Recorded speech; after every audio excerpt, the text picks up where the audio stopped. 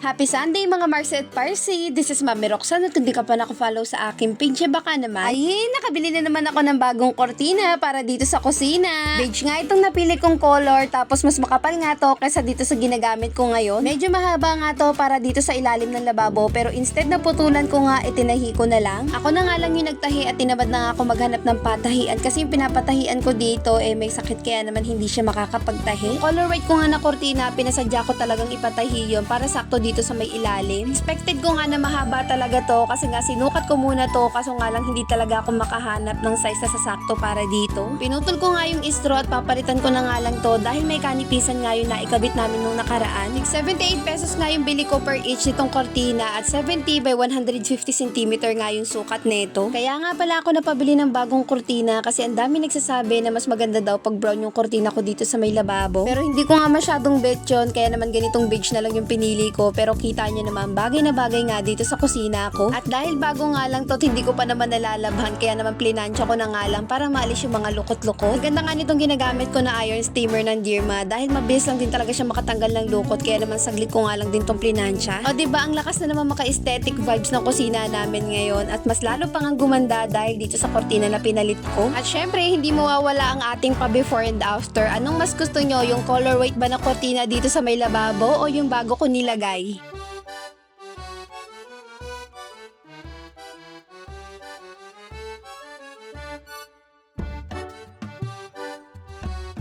So anyways, fast forward naman tayo kinaumagahan. Ito nga kagad yung una kong destinasyon, yung kusina, at lilinisan ko nga tong lagayan ko ng mga kutsara at tinidor. Hanggang ngayon nga, ang dami pa rin nagagandahan at saka nagtatanong kung saan ko nga ba raw nabili itong lagayan ko ng mga kutsara at tinidor. Tagal-tagal na nga rin to sa akin at nabili ko pa nga to last year. May dalawang color nga na available nito, etong white at saka yung marble design nila. Ito nga nabili ko is tatluhan para sa kutsara, tinidor at kutsarita, pero kung ayaw nyo naman ng ganito, meron din naman silang dalawahan. Mas bet ko to kasi yung pinaka-frame niya is made of bamboo. Meron kasi nito, babasagin nga yung pinakalagayan niya pero plastic naman yung frame. Halos konti lang din naman yung difference kaya ito na lang yung binili ko. Lokawipin nga pala yung brand nito at alam niyo naman pagka ganung brand maganda talaga ang quality. Ngayong araw nga din pala nakareceive ako ng parcel na hindi pala para sa akin. First time nga mangyari sa akin to dahil nung una talaga nagulat ako na meron akong ganung parcel, akala ko may nagpadala lang. Pero syempre dahil wala naman akong babayaran kaya tinanggap ko na nga lang. Pero nung natanggap ko na siya may na-receive akong message na wag ko nga daw i-receive dahil nga nagkamali sila ng address na pinagsendan. Pero dahil na-receive ko na nga siya kaya naman pinalalamove ko na lang at diretso na nga to doon sa talagang pagbibigyan nila. Pero sila naman yung nag-shoulder ng shipping fee niyan. Yung linggo ko na nga rin naisipan na mag-vacuum ng sofa, dapat nga kahapon pa, kaso nga lang dahil meron ako kaya naman medyo nalalambot nga ang katawan ko, tinatamad ako magkikilos. Nung una nga yung gagamitin ko sana yung Dirma ko na vacuum, kaso nga lang naalala ko na meron pala akong mas magandang vacuum kaya ito na yung ginamit ko.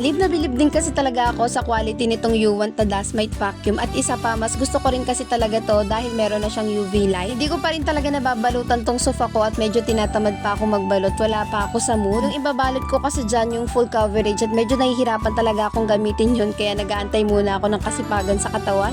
Vinacuum ko na nga rin tong hanging shelves ko dito at yung halaman ko nga dun sa may kusina dito ko na nilagay sa may sala. Naisama ko na nga rin i-vacuum tong floor lamp ko kaso nga lang medyo mahirap talaga at nakakangalay. Paano? Bawat linya nga nun vina-vacuum ko nga talaga. Tapos vinacuum ko nga ulit itong sofa dahil pinatungan ko nga yan nung nag-vacuum ako ng hanging shelves. At pagkatapos ko naman sa sofa, itong ilalim naman yung vinacuum ko at ginamitan ko na nga yan ng mahabang nozzle para talagang maabot yung mga dulo-dulo. Pagkatapos ko nga mag-vacuum ng sahig, naisipan ko na ring ligpitin itong U1 at hindi talaga ako nabibigo pagdating nga sa quality nito. Kita nyo naman yung alikabok, pinong-pino talaga at medyo marami-rami nga din ako nahigo. Isipin nyo yun, isang linggo pa nga lang simula nung huli ako nag-vacuum pero ganun na kagad yung nakuha ko. Ano pa kaya kung hindi ako nakakapag-vacuum ng sofa? Kaya sa mga katulad ko na fabric din ng sofa, maganda talaga pag mag-i-invest tayo ng vacuum na maganda yung quality. So pagkatapos ko nga magligpit-ligpit ng konti, binalik ko naman tong mga back cushion pati nga itong throw pillow. Fast forward na nga ulit tayo kinahaponan. Pagka uwi ng asawa ko nagsimba naman kami. Buti nga at alas 3 yung out niya ngayon kaya naman naka-attend kami sa unang misa. Pagkatapos nga ng misa, dumiretso naman kami dito at katapat lang din naman to ng simbahan itong Jollibee. Ayun nga, medyo magastos kami kami kasi wala kaming dalang kanin kaya naman napabili talaga ako ng extra rice. Ito na nga yung treat ko sa asawa ko para sa simpleng celebration ng Father's Day. Salamat sa pagiging mabait, masipag at responsabling ama sa mga anak natin. Wala na nga akong ibang mahihiling kundi good health lang at lagi kang gabayan sa pagpasok at pag-uwi sa trabaho. At yun lang muna mga Marcet Parsi. Salamat sa panonood. Please like and share this video.